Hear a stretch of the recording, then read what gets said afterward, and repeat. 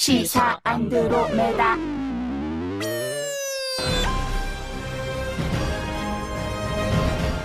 주파수 94.5MHz YTN 라디오 공식 팟캐스트 시사 안드로메다 33번째 방송 시작하겠습니다. 저는 진행을 맡은 이동경 작가고요. 공동진행자 박주현 변호사, 홍상인 기자도 나오셨습니다. 안녕하세요. 네, 반갑습니다. 네, 반갑습니다. 자, 오늘은 퀴즈를 내면서 한번 시작해볼까요? 네네, 퀴즈 좋습니다. 지금 현재 5개 원내 정당이 국회에 있는데 네. 당명이 가장 오래된 정당이 어딜까요? 민주당이죠. 민주당? 1950년 아니에요? 아니요, 민주당 얼마 전에 새정치민주연합에서 바꿨어요. 더불어민주당. 또 더불어네. 네. 그냥. 그러면 자유한국당도 아니고 네. 국민의당, 네. 바른정당 이거 뭐 6개월 됐나? 안 됐죠? 안 됐죠. 정답 정의당. 정의당이네요. 정의당이 꽤 오래됐는데, 자, 오늘은 그래서 진보 정치의 새 얼굴이라 할 수 있죠. 포스트 심상정 시대에 떠오르는 진보 정치인, 대통령 박근혜를 파면한다 라고 말한 전 헌법재판관과 동명이인. 아니, 그분이 왔으면 더 재밌었을 것 같은데. 자, 바른정당의 집단 탈당 사태로 비교섭단체 동지가 생겼습니다. 이제 외롭지 않아요. 네. 정의당은 외롭지 않다. 네. 전수해줄 노하우도 많아 보입니다. 자, 그래서 오늘 이분을 모시고 전국 현안과 내년 지방선거를 앞둔 전략 등을 한번 물어보겠습니다. 시사 안드로메다가 선정한 이번 주 최고 안드로메다인은 바로 이분입니다. 네, 정의당 이정미 대표 나오셨습니다. 와, 반갑습니다. 안녕하세요, 이정미입니다. 야, 대표로 선출된 게 엊그제 같은데요. 네, 벌써 100일을 한 지났습니다. 이제 5개월이 된 것 같아요. 4개월. 4개월입니까? 네. 4개월. 4개월 동안 대표로 활동하셨는데 스스로에게 점수를 매기면 몇 점 주고 싶으세요? 이게 제일 어려운 질문이죠. 많이 줘요. 스스로에게 주는데 뭐. 수미 양가로 예, 아, 했을 그래요. 때 예. 우 정도. 오. 예. 와. 앞으로 더 잘할 수 있을 거라는 자신감을 내포한 우. 네. 좋습니다. 그 얘기 해야 될 것 같다. 네. 우리 처음에 얘기했지만 동지가 생겼어요. 바른정당. 네, 네. 풍찬 노숙 좀 가르쳐줘야 되는데 그분들 많이 힘들 것 같은데 특별히 뭐 노하우 있습니까? 왜냐하면 그분들이 지금까지 추웠던 적이 없거든요. 한 번도 추운 적이 없었던 늘 분들이에요. 따뜻한 곳에 있다가. 안 그래도 네. 며칠 전에 그 하태경 의원이 제 옆자리에요, 상임위원회. 네. 이정미 대표님을 내가 한번 찾아가야 되겠다. 비교섭 단체로 살아가는 것에 대한 전수를 좀 받고 싶다 이런 얘기를 하셨는데 네. 그분들이 지금 대부분 바른정당은 다 삼선 의원들이십니다. 맞습니다. 예, 그 삼선 의원들이시고 그래서 한 10몇 년 동안 또 큰 당에서 호의호식 하면서 살아오시다가 또 야심차게 바른정당 나왔다가 네. 지금 또 9명이 이제 떨어져 나가면서 11분이 계신데요. 네. 오늘 국회 본회의장에서 만났는데 굉장히 결연한 표정? 이런. 그리고 오신환 의원님한테는 힘들지 않으세요? 그랬더니 지난번에 자유한국당에서 나올 때 그러니까 굉장히 힘들었기 때문에 지금은 의외로 담담하다. 그렇게 말씀을 하시더라고요. 아니, 당장 지금 4분기 국고보조금 한 10억쯤 되거든요. 그게 3분의 1 토막 나서 이제 5억밖에 못 받아요. 아니 그 마음가짐이 좀 중요하지 않습니까? 어떻게 좀 알려줄 건 뭐 노하우 없습니까, 진짜? 제일 중요한 거는 네. 내가 이 바른정당을 왜 하는가 그 목표가 분명해야 된다고 생각합니다. 목표가. 그게 없으면 못 견뎌요, 사실. 그리고 두 번째는 내가 이 당을 통해서 무언가를 이루고 싶은 것이 굉장히 절실해야 된다고 봅니다. 그 분명한 목표와 절실한 마음 이 두 가지가 비교섭 단체로 생존해 나가는 데 있어서 어떻게 보면 뼈대라고 할 수 있죠. 지난번 인터뷰에서 얼마나 춥고 배고픈지 바로 느끼게 될 것이다 이렇게 말씀하셨어요. 그러면은 비교섭 단체가 그렇게 춥고 배고픈 게 뭘까 여쭤보고 아니, 싶더라고요. 일단 제가 듣기로는 말이죠. 정의당 그 의원들 일부는 세비 일부를 특별 당비로 다시 당으로 낸다고 낸다는 네. 얘기. 와, 큰 당은 그런 거 없거든. 아니 민주당도 보니까 네. 그 저희들만큼은 많이 내시지는 예. 않지만 조금씩은 조금씩은? 내시더라고요. 예. 저희들은 많이 냅니다. 그렇죠. 그리고 뭐 예를 들어서 국회 예. 본청에 가면은 각 원내 정당들의 사무실들이 있습니다. 예. 그런데 예를 들어서 1당, 2당 사무실은 원내 수석 부대표들 예. 방까지 다 있어요. 그리고 대변인실, 원내 대변인실, 뭐 여러 정책실 이렇게 쫙 사무실이 있는데 정의당은 회의장 하나 딸랑 있습니다. 그러니까. 그렇기 때문에 외부에서 손님이 오시거나 뭐 신임 장관님들이 인사를 오는데 안에서 회의가 있으면 복도에서 기다리고 서 계세요. 그래서 제가 일부러 나가서 비교섭 단체가 이렇게 살고 있답니다. 그렇죠. 이거 바꿔야 됩니다. 이런 얘기 드리고 하죠. 그리고 뭐 원내대표들 교섭단체끼리 막 매번 회의하고 네. 정당은 빼놓고 뭐 이런 것도 있었잖아요. 네, 그 국회 운영과 관련된 의사일정과 관련된 모든 것들은 교섭단체들 간에 그러니까. 논의를 하기 때문에 저희들은 최종적으로 통보를 받거나 그다음에 뭐 특별위원회 같은 거를 구성을 해도 그 특별위원회 위원장은 한 번도 비교섭단체가 맡을 수 없거나 여러 가지 불합리한 게 너무나 많이 있죠. 네. 현안으로 한번 가봅시다.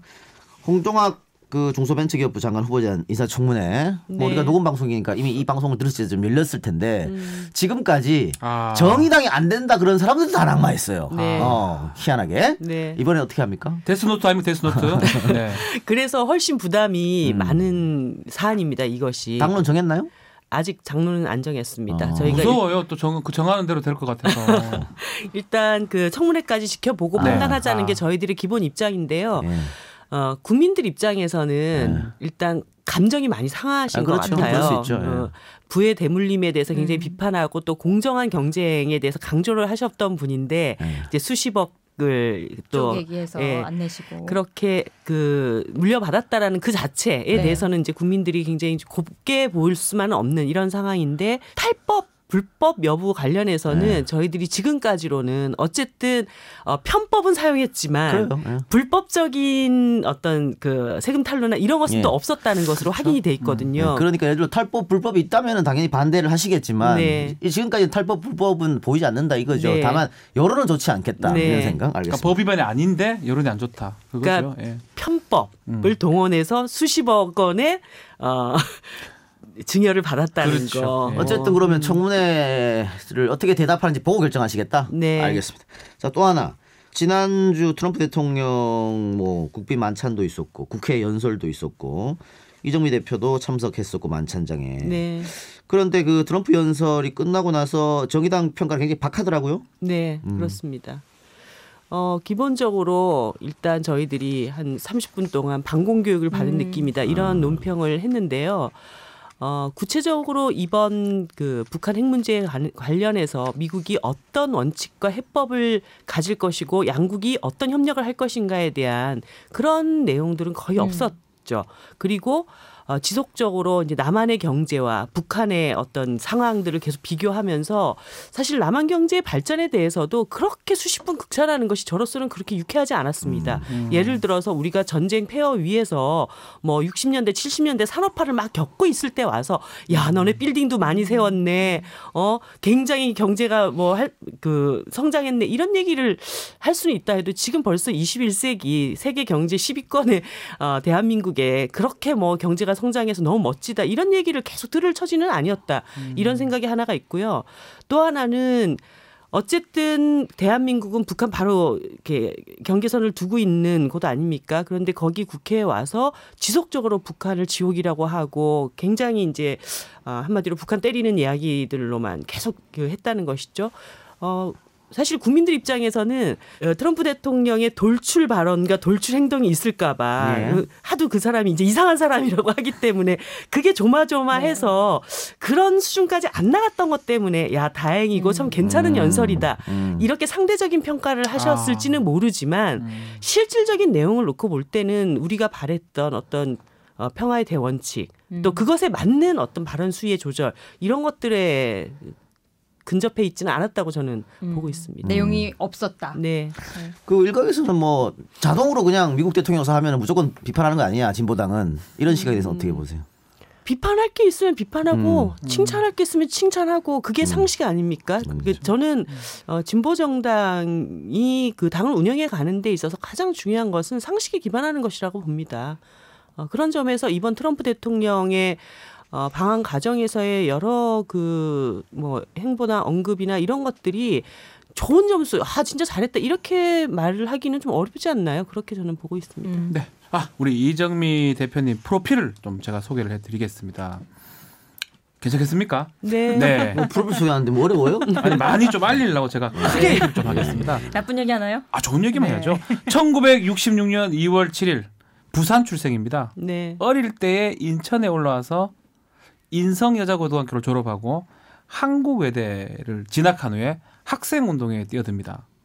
대학교 2학년 때 학교를 중퇴하는데 당시 그 이정미 의원님의 그 모친은 학교를 다닐지 데모를 할지 선택하라 했고 깔끔하게 데모를 하겠다라고 하면서 대학을 중퇴를 했습니다. 1988년 인천광역시에 위치한 영원통신에 입사해서 노동조합을 결성하면서 본격적인 노동운동을 시작했습니다. 2000년에는 그에 창당한 민주노동당에 가입을 했고요. 지금 그때부터 18년간 진보정당에서 몸담으면서 민주노동당 대변인, 진보정의당 최고위원 등을 역임했습니다. 또 정의당에서는 대변인하고 원내 수석 부대표를 맡았습니다. 항상 여성, 청년, 동성애자 등 사회적 약자의 입장을 적극적으로 대변해왔고요. 2016년 20대 총선에서 정의당 비례대표 1변으로 출마해서 당선이 됩니다. 국회 동물복지국회 포럼 공동대표이고요. 2017년 7월 11일 정의당의 당대표로 선출이 됩니다. 그 88년에 영원통신에 입사한 건 뭐 위장 취업이에요? 아닙니다. 제가 실제로 취업하신 거예요? 예, 제가 그 대학을 1학년 1학기까지 다니다가 네. 휴학을 하고 그 다음에 학교를 그만뒀어요. 그래서 그냥 제 주민등록증으로 회사를 갔고 회사에서도 중간에 제가 예전에 좀 학생운동을 했고 이런 걸 알았는데도 참 자를 수가 없는 거죠. 무슨 위장 취업을 한 것도 진짜 아니고. 취업한 거네요. 뭐 그리고 대학을 나왔다고 하기도 좀 그렇고 그래서 나중에 저를 한 1년 동안은 부서 이동을 계속 시키면서 직장 내 괴롭힘을 엄청나게 당했었습니다. 이 회사 같은 경우에는 눈에 까지잖아요. 들어와가지고 막 네. 노동조합 만들고 이러니까 얼마나 머리가 아팠을까요? 네. 사장님께서. 그래가지고 뭐 곤욕을 굉장히 많이 겪었고 나중에는 뭐 직장에서 그 부서 내에서 성희롱 아이고. 뭐 이런 것 아무튼 알아서 나가라 이런 식으로 예. 어떤 와. 회사였는데요? 통신 회사였나요? 그 컴퓨터 부품인데요. 이렇게 부팅하면 삥 하고 돌아가는 네. 펜 그거 만드는 거 실제로 있었어요. 만드신 거예요? 예. 그럼 30년 전에는 뭐 성희롱, 성추행 예산일로 일어났었죠? 네, 뭐 그런 일은 지금도 여전합니다. 그렇죠. 어디를 가도 뭐 기사도 한샘 나오고 사건도 있는데. 있었고. 네. 네. 그거 어떻게 대응하셨어요 그 당시에는? 봉고차 안에서 과장님이 그 직원들이 다 있는 데서 저한테 겹친 아, 예? 거예요. 네. 덮친다고요? 예. 그런데 그 직장 동료 한 친구가 그러니까 저를 이제 지속적으로 몇 달 동안 괴롭히는 것을 계속 알고 있었기 때문에 그거를 보고 너무 화가 나서 그 봉고차 유리창을 발로 빵 차가지고 그 유리창이 깨지고 봉고차가 스톱하고 저는 탈출을 하고 뭐 이런 상황까지 와, 있었어요. 예. 이건 뭐 상상도 할 수 없는 일이네. 그래요. 근데 얼마 전에 그 자유한국당 전희경 의원이 운영위 국감에서 임종석 비서실장을 향해 주사파 발언했습니다. 네. 전대협이 청와대를 장악했다. 그래서 임 실장이 굉장히 불쾌한 감을 표시했거든요. 같은 운동권 출신으로 그 발언 어떻게 보셨습니까? 아니 그 전희경 의원이 뭘 좀 잘못 알고 계신데 주사파가 청와대를 장악했던 거는 지난 정권 아니에요? 무슨 주사요? 주사. 다른 주사군요. 그거는. 그 주사파 지금 503에 가 계신데 예. 맞는 주사를 말하는 거죠. 예. 예. 뭐 더 이상 얘기할 가치가 별로 없다고 별로 생각하기 없다. 때문에 아니 그 임 실장이 그렇게 대응하는 거는 잘했다고 생각하십니까? 아니면 그래도 뭐 그냥 답변을 그냥 하는 게 맞는지. 저로서는 네. 그런 정도의 항변은 할 수 있지 할 않았을까 수 있다. 싶어요. 네, 아무리 국회의원이 갑이라고 해도 해서는 안 되는 이야기의 영역과 수위가 있다고 보거든요. 그렇죠. 네. 지금 환노위도 뭐 계속 환노위 스타라고도 저희가 알고 아, 있고요. 정말요?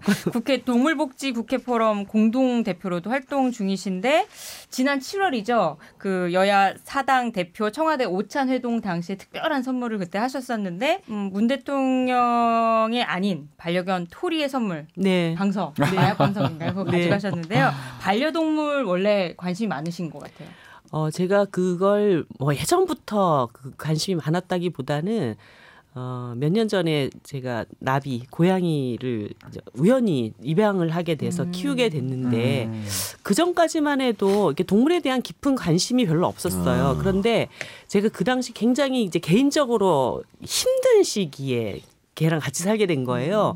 근데 저를 이렇게 깜빡깜빡 쳐다보는데 그게 너무 위로가 되고 동물과 인간이 이런 깊은 교감을 나눌 수 있다는 걸 처음 그때 알게 됐죠. 그래서 동물도 감정이 있고 사람과 이렇게 깊은 교감을 나눌 수가 있고 또 존중받아야 되는 생명체다라는 것을 알게 되면서 그때부터 동물들에 대한 학대나 이런 것에 대해서 이제는 좀 이런 상황을 좀 벗어나야 되겠다. 동물과 인간이 공존할 수 있는 좀 행복한 그런 사회를 만들어야 되겠다 생각하게 됐었어요. 지금 그러면 반려견하고만 사시는 거예요? 아니 지금은 또 나비가 아파서 죽었어요. 그 아이고, 고양이가. 고양이가. 예. 외로우시겠네요. 반려묘죠, 그러니까. 근데 지금 너무 바쁘다 보니까 입양을 하고 싶어도 걔를 집에 너무 외롭게 두는 게 그렇죠. 오히려 그렇죠. 더 좋지 않을 것 같아서 지금은 네. 아니 뭐 반려견 반려묘 키우는 것도 좋지만은 그 사람 사귀는 것도 좋죠. 이 작가는 무슨 알아서 하시고요. 질문이에요. 네. 알아서 하십시오. 그 네. 예전에 MBC 무한도전 출연도 네. 굉장한 화제를 모았고 저도 봤었는데 그때 조목조목 노동법 위반 아니 저는 사례를 깜짝 놀랐습니다. 그렇게 노동법을 많이 아시고 아니 그거는 사실 뭐 기본적으로 알아야 되는 건데 네. 진짜 우리나라의 청년들이 이렇게 눈 뜨고 코 베가는 세상을 살고 있어요. 그렇게 학교에서 공부를 많이 하고 그러는데도 정작 자신이 일하는 일터에서 나는 어떤 근로 조건을 보장받아야 되는지 근로기준법 한자를 배우지 않고 사회에 나가다 보니까 주휴수당 뜯기고 연장수당 뜯기고 뭐 이런 식으로 살고 있는 거예요. 그래서 지난 그 무한도전을 계기로 우리나라의 노동자들에게 보장되어 있는 근로조건, 근로기준법 이런 것에 대한 좀 인식이 개선되는 과정이었기 때문에 저로서도 굉장히 의미가 있었다고 보고요. 그때 굉장히 재미있는 에피소드가 네. 당시에 이제 이기권 노동부 장관님하고 네. 저하고 상임위만 했다고 하면은 둘이서 치고받고 싸웠거든요. 네. 그 당시 뭐 노동개혁 노동계약 막 밀어붙이고 그렇죠. 저희 때니까요. 그런데 그 무한도전 방송이 되던 날 제일 먼저 저한테 문자가 온 사람이 이기권 전 노동부 장관이었습니다. 그래서 장관님께서 무한도전 너무 잘 받고 우리나라 청년들에게 이 노동권에 대한 많은 그 인식 개선이 되었을 거라고 믿고 너무 고맙다고 그렇게 보내셨어요. 속으로 장관님께서 이런 말씀을 하실 처지는 아닙니다만 아무튼 참 감사하게 문자를 나오고 싶으셨나 보다. 그래서 저희가 좀 준비를 했습니다. 이정미의 즉석 노동 상담소를 하나 제가 네. 준비를 했습니다. 뭐 저는 이제 변호사고요. 네. 이 홍상희 기자는 YTN 소속 기자인데 네. 이동영 작가 좀 애매해요. 자기는 뭐 평론가라 하긴 하는데 제가 봤을 땐 방송인 같기도 하고 작가이기도 하고. 예, 프리랜서요. 자, 이동영 근로기준법상 노동자입니까? 프리랜서. 근로기준법상에 일정한 시간에 고정된 장소에서 사용주로부터 작업 지시에 의해서 작업을 하는 사람을 이제 노동자로 하고 그 사람과 근로계약서를 맺어야 되는데 지금은 아마 민사관계로 되어 있으시죠? 근로계약서를 따로 쓰시거나 하지 그런 않고. 거 없고요. 지금 사실은 뭐 저 윗선에서 저한테 지시 못 합니다. 제가 마음대로 하기 내가 그 때문에. 얘기 하려고 했어요. 아무 지시도 안 받고요. 말도 안 듣고요. 갑이에요, 갑. 예.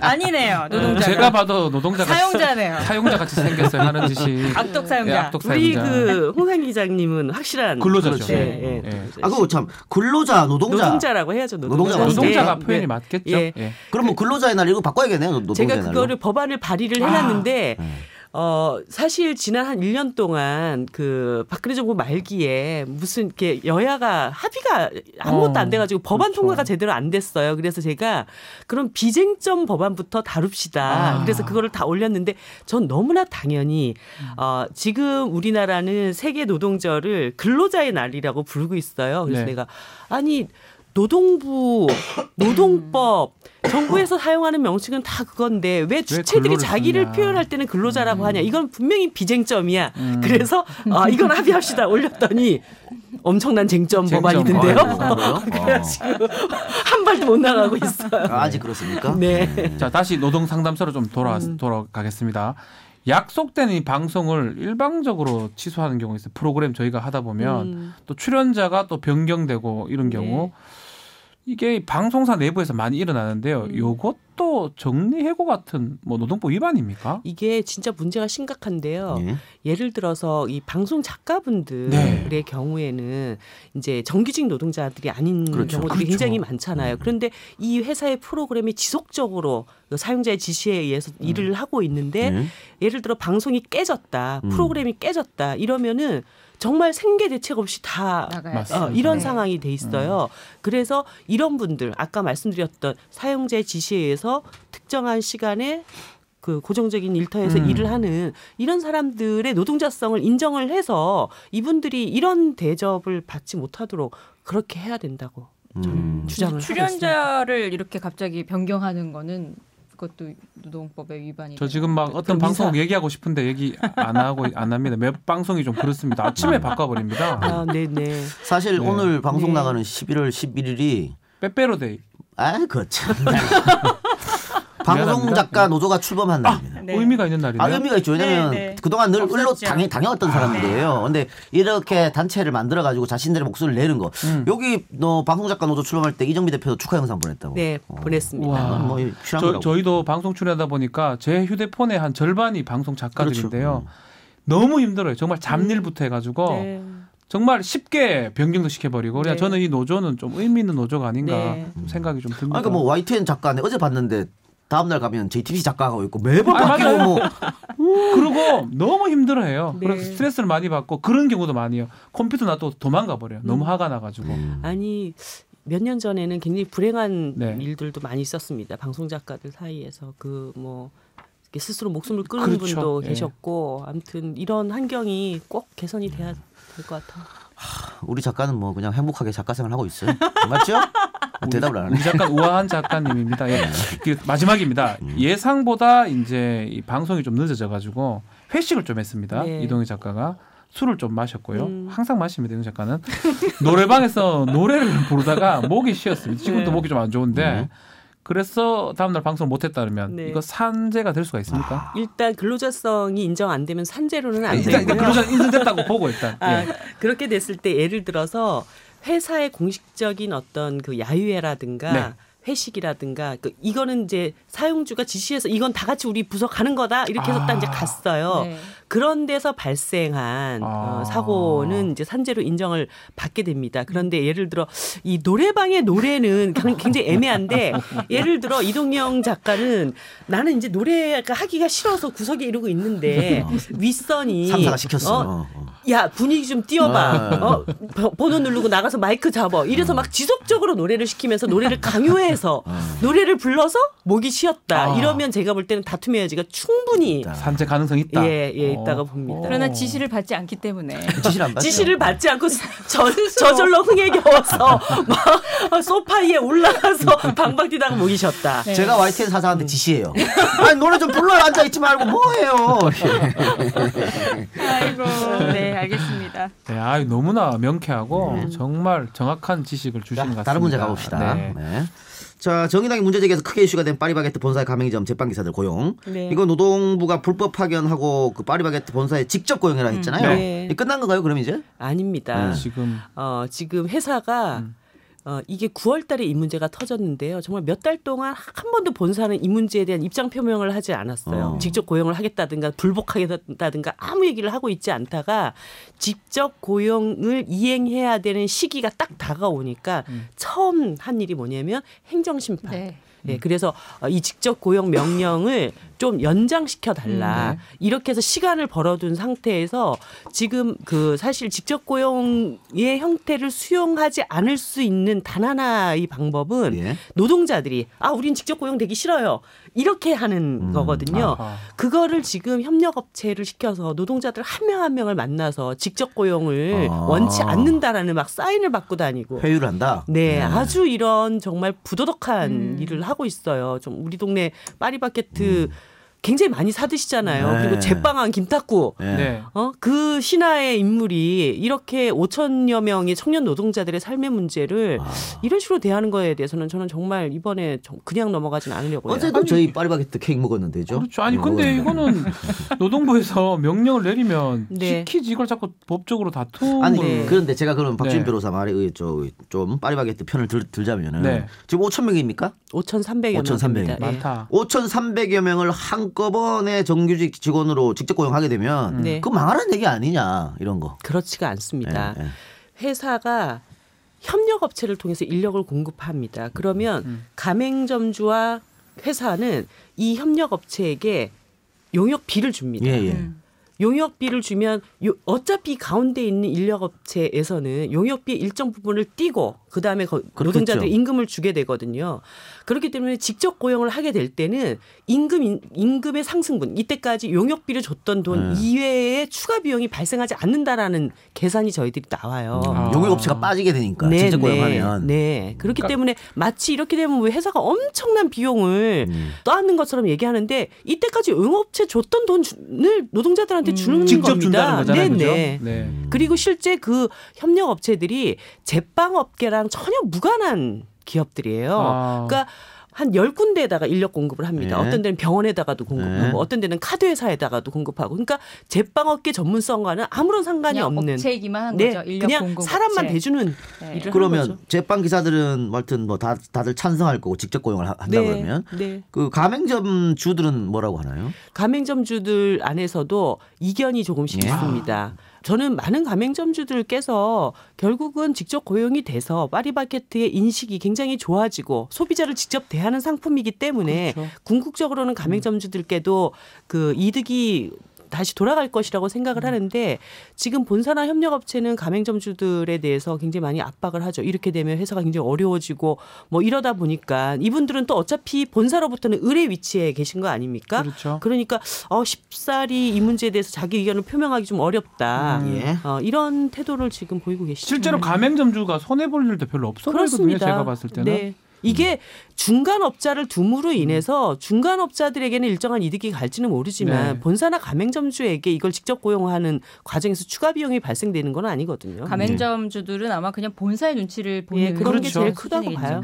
노동 현안 하면은 뭐 정의당하고는 떼놓을 수 없는 상황인데요. 민주노총 같은 경우에는 노사정위원회 복귀 아직 안 한 상태고 네. 그 배경에는 뭐 지난 정권에서 노동계약을 네. 밀어붙였던 면이 있었고요. 지난달 24일 청와대에서 열린 노동계 초청 대화에도 아직 불참을 했고 네. 그래서 욕 많이 먹던데. 네. 그랬죠. 그랬는데 민주노총의 이런 입장에 대해서는 정의당은 어떻게 예, 보시는지.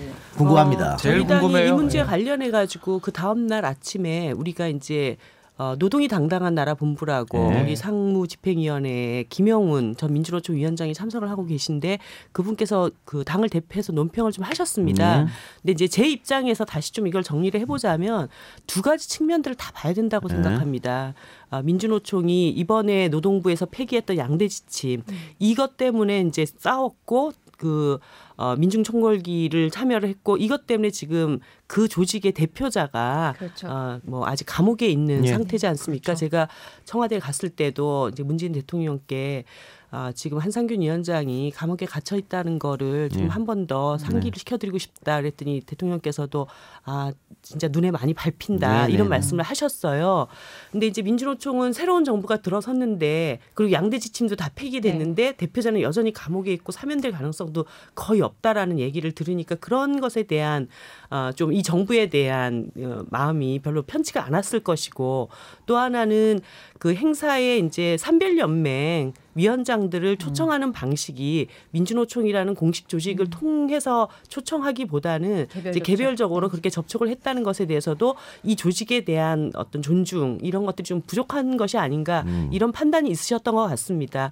그런데 이제 제가 민주노총의 그런 입장을 또 10분 이해한다 하더라도 오히려 그 민주노총도 뭔가 이제 사회적 발언을 통해서 자기 문제들을 예. 부각시키고 해결해 나갈 수 있는 계기를 자꾸 찾아 나가야 되기 그렇죠. 때문에 네. 오히려 그런 안타까움이 있고 속상함이 있다 하더라도 그러면 청와대에 가서 왜 한상균 위원장을 아직 석방시키지 않느냐 뭐 이런 문제 제기들을 직접 해서 좀 그런 사회적 의제를 스스로 좀 만들어 나가는 방법을 취했으면 더 좋지 좋았지 않았을까 않습니까? 예. 이런 생각을 하게 되죠. 그리고 또 일각에서 아까 말씀하신 그 개별 접촉 이런 문제 때문에 대화 불참하는 건 명분이 좀 부족한 거 아니냐 이런 지적도 있어요. 그게 이제 민주노총이라는 공식 조직에 대한 네. 예우로서 상당히 좀 이게 불편한 심경을 가질 수 있는 저는 있었다고 봅니다. 예. 앞으로 민주노총 계속 이렇게 지금 문정부하고 조금 엇박자로 나갈 것 같습니까? 글쎄요, 이제 뭐 지금 민주노총 선거도 11월 달부터 있는 네. 것으로 제가 알고 있습니다. 네. 그리고 여러 가지 노동 적폐를 또 청산을 하고 예. 노동권을 강화하기 위한 이제 과제들도 많이 있기 때문에 이것이 항상 이제 투쟁만을 통해서 모든 것이 얻어지는 것은 아니고 그럼요. 민주노총 차원에서의 또 정치력을 발휘해야 되는 부분들도 상당히 저는 있다고 보거든요. 그런 부분들을 두루두루 좀 잘 살피면서 끌고 갈 수 있는 지도부가 좀 오셨으면 좋겠다 이런 생각이 듭니다. 자, 그리고 선거가 이제 얼마 안 남았습니다. 지방선거. 네. 뭐 정당 존재 이유가 선거에서 이기는 거 아니겠습니까? 또 집권하는 거고 대통령 선거에서. 네. 그런데 지금 객관적으로 봤을 때 내년 지방선거에서 정의당이 뚜렷한 성적을 내기는 쉽지 않을 것 같거든요. 어떤 보관을 갖고 계십니까? 뚜렷한 성적이라고 하는 기준이 이제 어디까지인지는 잘 모르겠지만 네. 지난 5년 동안 정의당이 한 방에 확 뭔가 이렇게 완전히 뭐 많은 것을 얻거나 이러지는 못했지만 한 발짝 한 발짝씩 선거를 진행해 갈 때마다 당을 성장시켜 왔습니다. 그래서 네. 이번 지방선거도 일단 정의당의 정책과 가치를 가지고 국민들 앞에 뚜렷한 네. 우리의 비전을 갖고 경쟁을 하겠다는 말씀을 드리고요. 특히 이 지방의회가 이제까지 너무 뭐 여야를 떠나가지고 특정 세력들이 다 이렇게 장악하는 이런 구조지 않았습니까? 그래서 정의당 입장에서는 여성, 청년, 노동자, 농민 뭐 다양한 사회적 약자들의 그 목소리를 제대로 낼 수 있게끔 하는 좀 색깔 있는 네. 지방 선거를 좀 치르고 싶고 적어도 또 의회에 우리 지역위원회가 있는 곳에는 의회에 반드시 한 명씩은 좀 진출시켜서 예, 좀 풀뿌리 민주주의를 강화해 나가는 역할 이것을 해보고 싶다는 생각이 단도직입적으로 제가 물을게요. 꼭 갖고 싶은 지역 어디입니까? 당선자 내야 되는 곳. 저희 마음속에 있는데 있어요? 다른 지역의 후보자들이 섭섭해할까봐 당대표가 아직은 그런 얘기를 몇 하면 곳 정도 됩니까? 기초단체장은 반드시 이번에 몇 곳은 입성을 시킬 생각을 갖고 있습니다. 광역은 없습니까?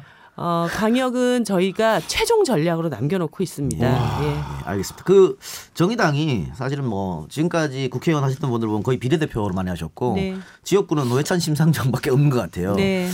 이번에 만약에 다음 총선에 네. 그럼 또 이종미 대표도 한번 도전해봐야 되는 거 아닙니까? 당연하죠. 지역 예. 결정해 놓은 데 있어요? 네, 지금 벌써 지역구 활동을 하고 있습니다. 그렇습니까? 어디입니까? 인천 연수구를 송도 지역이죠. 송도에서 지금 사무실 개소식도 했고 열심히 지금 주민들 만나고 있어요. 송도 여기 저 자유한국당 강세 아닌가요? 우리 부자들 많이 살고 민경욱 의원님의 그러니까. 지역인데요. 네.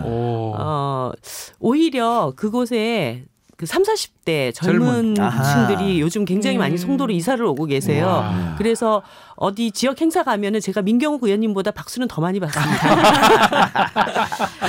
그래요. 그 지금 인천 연수구를 지역구로 한 거는 결국은 과거 뭐 노동운동하고 뭐 이런 인연인가요? 일단 제 집이 그 인천에 있고요. 거기서 이제 중고등학교도 나왔고 사회운동도 거기서 했었고 네. 그래서 이제 고향으로 다시 돌아간 것인데 사람들이 연수구는 너무 부자 동네 아니야? 뭐 이런 그렇죠. 말씀들을 하면서 의외라는 얘기를 많이 하셨어요. 네. 오히려 뭐 부평, 계양 이런 데 네. 노동자들 많은 데로. 네. 근데 오히려 딱 가서 보니까 사람들이 지역이라는 이미지가 너무 잘 어울린다고. 아무튼 젊은 분들하고 많이 잘 지금 어울리고 있습니다. 네. 정의당의 숙제라고 하면 이 선거구제 개편이잖아요. 그렇습니다. 뭐 심상정 전 대표께서 후보로 나오셨을 때도 공약으로 내걸기도 하셨는데 선거구제 개편 없는 개헌은 안고 없는 찐빵이다 이렇게 대표님께서 다시 표현하기도 하셨습니다. 그러니까 정당의 득표수에 비례해서 의석수를 배정하자라는 네. 연동형 비례대표제인데 뭐 정의당으로서는 당연히 주장하실 것 같다라고 국민이 생각하겠지만 그럼 국민한테 좋은 점이 뭐냐 이게 네. 좀 설명해 주실 수 있을까요? 일단은 정치가 내 삶에 직접적인 영향을 미친다는 것을 이번 촛불을 통해서 국민들이 알게 됐습니다. 그런데 이제 맨날 문제가 해결 안 될 때마다 국민들이 자꾸 촛불 들고 나올 수는 없잖아요. 그렇죠. 그러니까 다양한 이해관계자들의 목소리가 국회 안에서 담기고 그 안에서 우리를 대변할 수 있는 국회의원들이 법안을 만들고 이런 일들을 해야 됩니다. 그런데 지금 아시겠지만 300명 국회의원 중에 지금 한 10몇 % 지지를 받고 있는 자유한국당이 전체 국회의석의 3분의 1을 차지하고 있어요. 예를 들어서 경남도의회 같은 경우도 지난 지방선거에서 그 당시 새누리당을 지지했던 득표율이 50%였는데 도의회 가면 90%가 다 새누리당 의원입니다. 그러니까 국민들의 삶을 대변해 줄 수 있는 대표자를 보내지 못하는 것은 결국 그 제도로 인한 혜택을 받지 못한다라는 것을 의미하는 거거든요. 그래서 다양한 그 국민들의 이해관계를 대변할 수 있는 그런 대표자들이 제대로 또 들어가야 된다는 거고요. 두 번째는 지금과 같은 1등이 100%의 민의를 다 가져가는 이런 단순다수 투표제로 인해서 어떻게 보면 국회의원들이 유권자들도 배신하고 자기 스스로의 정치적 소신도 배신하는 경우들이 굉장히 많이 있습니다. 그러니까 지역구에서 어쨌든 다수 득표를 해야 되기 때문에 명확한 정책 방향을 추진했을 때 어떤 극단적인 반대 행위에 힘을 빼서는 안 되거든요. 그러니까 정책들이 두루뭉실하게 변화되는 과정들이 많고 그래서 어떻게 보면 서구 사회나 유럽 복지국가들에서 이미 굉장히 많은 의제로 올라와 있는 다양한 어떤 그 진보적 의제들이 오히려 국회 안에서는 한 번도 제대로 다뤄져 보지 못하는 예. 뭐 이런 뭐 동성애자 문제라든가 낙태 문제라든가 동물권 문제라든가 이런 것들이 다 이제 배제돼 있는 이런 상황으로 가고 있죠. 낙태 얘기하셨으니까 지금 청와대 홈페이지에 낙태죄 폐지 국민청원이 23만 명쯤 됩니다. 그래서 청와대가 여기에 대해서 얘기를 할 것 같고요. 여기에 대해서 또 이정미 대표 SNS에서도 얘기한 것 같은데 지금 정의당 입장은 여성의 자기결정권을 중요시하기 때문에 낙태죄는 폐지돼야 한다 이런 네. 입장이지 않습니까? 네. 그러면은 그 국회의원으로서 그 폐지 법안 발의하면 되잖아요. 네. 네. 지금 내놨습니까, 준비하고 지금? 있습니다. 준비하고 있습니다. 예. 근데 그것을 어떻게 지금 어떤 보수 정당에서는 반대할 것 같은데 네. 쉽지 않아 보이는데요. 쉽지 않죠. 굉장히 쉽지 않고 하지만 저는 지금 사회와 그 시대적 흐름에 예. 있어서는 충분히 또 공감과 지지를 받을 수 있는 법안이라고 생각을 합니다. 그래서 이게 이제 형법과 모자보건법 두 가지를 다 손봐야 되는 것이기 네. 때문에 네. 법안을 구성하는 과정이 조금 이제 복잡해서 저희 이거 준비를 하고 있고요. 청와대도 어쨌든 답을 하시겠다고 했기 때문에 그렇습니다. 이런 것들이 좀 같이 어우러져서 사회적 분위기를 형성해 나가면 되지 않을까 그런 생각하고 있습니다. 그 기독교 단체나 교회에서 상당한 반발을 할 것 같은데요. 표가 겁이 나지 않습니까? 제가 그 카톨릭 신자예요. 그래서 카톨릭 관련 그 언론에서는 이정미 오틸리아께서 이 낙태죄를 폐지를 추진한다는데 우리는 그렇게 생각하지 않는데 이런 이제 뉴스가 좀 나오기 시작했어요. 예. 아무튼 뭐 어려움이 있겠지만 또 그렇죠. 그렇다고 모두 다가 그 어려움 때문에 침묵하고 있다면 이런 문제들 여성의 건강 추구권이나 행복 추구권의 문제를 누가 그러면 해결을 할까 그런 생각을 갖고 이 일에 적극적으로 나서려고 합니다. 사실상 그 낙태 시술을 받는 여성의 90%가 불법 시술을 맞습니다. 받고 있기 때문에 사실은 그 불법 시술이 더 건강에 위험하고 사회적으로도 위험하다고도 볼 수 있는데요. 제가 이거는 정말 꼭 말씀드리고 네. 싶은데요. 낙태를 하고 싶어하는 여자는 이 세상에 전혀 없습니다. 그렇겠죠. 낙태를 감행할 수밖에 없는 그 육체적이고 정신적인 고통까지를 그냥 감수하면서 낙태를 감행했을 때는 그만큼 다른 사회 경제적인 어려운 이유가 있다라는 거. 그래서 낙태죄가 형벌로 폐지된다고 해가지고 여자들이 잘됐다 그러면서 난 막 낙태할래. 이런 일은 절대 없다라는 거. 이걸 잘 좀 이해를 해주셨으면 해요. 간통죄 폐지해서 폐지했어? 막 간통할래 이러지 않은 것처럼. 네. 예. 처음에는 좀 그랬어요. 그거랑은 달라요. 뭣도 모르고 그랬어요. 몇몇 그거랑 분들이. 달라요. 낙태죄 거의 뭐 사문화돼 있긴 하잖아요. 네, 그렇습니다. 그죠? 네. 그래서 100일 우리 기자 간담회에서 촛불 개혁을 위한 연합 정치가 필요하다면서 입법 연대를 제안했는데 네. 지금 자유한국당은 116석이 지금 됐고요. 네. 바른정당 들어가서 민주당이 앞으로 정의당 항에서 적극적으로 구애할 걸로 보이는데 민주당과의 정책연대, 입법연대 어디까지 가능합니까? 기준은 딱 하나죠. 네. 촛불 민심. 그 촛불 민심이 바꿔달라고 했던 것 그것을 다 온전히 이룰 때까지 그 정책 연대는 계속 돼야 되고요. 제가 그 개혁 입법 연대를 얘기 드렸던 건 그겁니다. 이 탄핵 때 어떻게 해서 박근혜 대통령이 탄핵됐던가 이걸 잘 반추해 보면 답이 나올 수가 있다. 예를 들어서 지금 여야정 5당이 함께 이제 협의체를 구성을 하자. 자유한국당 절대 거기 앉지 않습니다. 네. 지금은 어쨌든 대여 투쟁하겠다라고 선언을 했고 그 과정을 통해서 보수 결집을 하는 것이 그분들에게는 가장 큰 목표이기 때문에 한 자리에 같이 앉아가지고 정부와 협력하면서 뭘 한다? 이럴 가능성 은 거의 없다고 보고요. 지금에 있어서는 그러면 지난 촛불 때 탄핵을 이끌었던 4개 정당이 저희가 대선 때 냈던 공약들을 쭉 살펴봤습니다. 예. 상당히 민생 문제를 시급하게 해결해 나가야 될 공통 공약들이 많이 있습니다.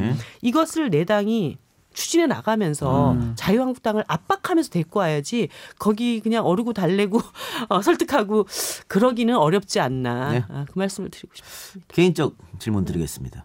요즘 젊은이들이 결혼을 잘 안 해요. 못 해요. 네. 뭐 여러 가지 상황상. 네. 그래서 뭐 헬조시라는 말도 나오는데 이 의원님은 왜 안 하시죠? 왜 그 질문을 그럴 때는 왜 하나? 끈질기다. 그거 참 비혼이십니까? 비혼주의자십니까? 저도 궁금하긴 아니, 하네요. 궁금해서 그래요. 왜요? 예. 정말 왜 저에게 그게 그렇게 나를 궁금하신지 아니 왜냐면 이해를 못하겠어요. 좋아하는 거 아니에요? 능력이 있으시니까 지금 젊은이들은 하고 싶어도 못하는 상황인데 이 대표는 그런 건 아니니까 혹시 다른 이유가 있을까 싶어서 그 능력이라는 게 여러 가지가 있는 겁니다. 네, 아무튼 기회가 되면 네, 알겠습니다. 좋은 소식이 있으면 또 알려주세요. 예, 알려드릴게요. 네, 따뜻한 겨울 보내시기 바랍니다. 그러니까 비혼족은 아니신 거예요. 비혼족은 아니고 아니 꼭 옆에 남자가 없다고 해서 겨울이 따뜻하지 않을 거라고 하는 것도 죄송합니다. 사과하세요. 예, 죄송합니다. 그 정의당 지지자들에게 제가 여쭤볼 게 없는지 물어봤어요. 어떻게 보면 좀 곤란하신 질문이 될 수도 있을 것 같습니다. 그 정의당 내부에서 이 정의당 주류와 또 친노 진영인 참여계 사이에 불협화음이 있는 게 아니냐라는 질문 주신 분들이 계세요. 예를 들어 뭐 천호선 전 대표라든지 사실입니까? 왜 그런 질문이 나왔는지 모르겠지만 당 안에는 다양한 생각을 가진 사람들이 있고 그 생각이 어떤 때는 합의가 됐다가 어떤 때는 굉장히 불일치됐다가 이런 것은 정당 내부에서 너무 당연한 상식적인 과정입니다. 그리고 이제 소위 이전 이 정의당으로 오기까지 걸어왔던 길들이 조금씩 다른 분들이 한자리에 있다 보니까 어떤 사물을 바라보고 사건을 바라보는 입장과 태도의 차이가 있을 수는 있지만 저는 정말 어디다 내놓고도 자신할 수 있는 것은 그것이 어떤 계파 간의 불협화음이라든가 그것이 어떤 분열의 어떤 양상으로 간다든가 이런 일은 없다. 정의당이 처음부터 우리를 부를 때 우리 스스로 팀 정의당이라고 얘기를 했습니다. 우리는 하나의 목표, 하나의 지향을 가진 팀 정의당이기 때문에 그 안에서 여러 가지 이견들은 오히려 당을 더 성숙시켜 나가는 그런 밑거름이 됐다? 저는 그렇게 보고 있습니다. 예, 알겠습니다. 그 하나 질문하고 싶습니다. 예. 이 심상정 전 대표 좋아하십니까? 그런 질문이 아니고요. 좋아하십니다. 그런 질문이 아니고요. 이 심상정 전 대표하고 네. 다른 우리 이정미 대표만의 강점 또 이 국민들이 좀 알아줬으면 아니면 당원들이 알아줬으면 하는 아직 어떤 사람은 아직도 심상정이 대표인 줄 아는 사람도 있더라고요. 원체 뭐 지난 대선 때 너무 큰 인상을 남기셨고 저한테 가장 많이 또 묻는 질문 두 번째 질문이 심상정이라는 큰 산 다음에 초선 비례의원이 당대표가 됐기 때문에 어떤 존재감이라든가 뭐 여러 가지 이제 압박감을 많이 느끼지 않느냐 이런 질문을 하세요. 근데 저는 정말 그 제 앞에 심상정이라는 그리고 노회찬이라는 선배가 있기 때문에 참 다행이라는 생각을 했어요. 그러니까 아마 그렇지 않은 그렇게 큰 산으로 느껴지지 않은 리더십이 앞에 있었다고 한다면 저를 굉장히 지금 나이브하게 만들었을 거라는 생각이 듭니다. 근데 딱 그분 다음에 이 일을 맡다 보니까 절대 이 당이 심상정이 맡았을 때보다 밀린다라는 그런 평가를 받아서는 안 된다. 그렇기 때문에 정말 하루도 쉬지 않고 너무나 열심히 당을 위해서 전념할 수 있는 그리고 저 스스로도 정치인으로 보다 더 성장해 나가는데 굉장히 큰 어떤 기회 이런 생각을 많이 갖게 되죠. 그럼 끝으로 시간이 다 됐으니까 이정미가 생각하는 진보 정치 뭐 어떻게 될까요? 진보 정치는 저에게는 포기할 수 없는 꿈이고 대한민국 정치를 무지갯빛으로 만드는 일이고 그리고 어떤 면에서는 남들이 다 불가능하다는 그 꿈을 실현할 수 있는 길이고 그런 생각을 갖고 있습니다. 자, 저희가 엔딩곡은 항상 우리 초도수님한테 권한을 드리는데 오늘 어떤 곡을 선곡하셨죠? 예, 제가 바로 요 직전까지 제 핸드폰 컬러링으로 쓰고 있었던 옥상 달빛의 수고했어 오늘도. 이 세상 어느 누구도 너의 슬픔을 관심을 가져주지 않는다 해도 정의당은 그리고 나는 늘 널 응원한다. 우리 사회 많은 청년들, 소수자들, 여성들에게 드리고 싶은 노래입니다. 알겠습니다. 자, 옥상 달빛에 수고했어 오늘도 들으면서 이정민 대표하고는 여기서 작별 인사를 하고요. 오늘 찾아주셔서 대단히 감사합니다. 네, 재밌었죠? 감사합니다. 네, 자주 또 불러주세요. 예, 알겠습니다. 또 한번 또 오십시오. 자, 이 노래 들으면서 정의당 이정민 대표와 인사하겠습니다. 저희는 라디오 버전 여기서 마무리하고 팟캐스트 버전으로 돌아가겠습니다. 계속해서 청취해 주시기 바랍니다. 고맙습니다. 감사합니다.